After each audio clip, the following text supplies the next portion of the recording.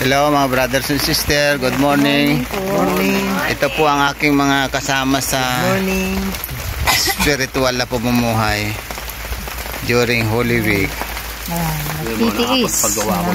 Sila po yan, ito po si Sister Annie.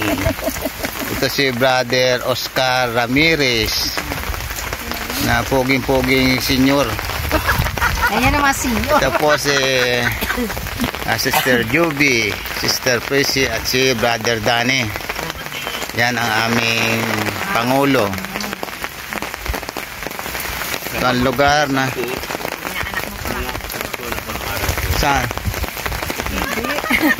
Ay, nalimutan pala ito yung tisay na anak ni Brother Sister Prissy.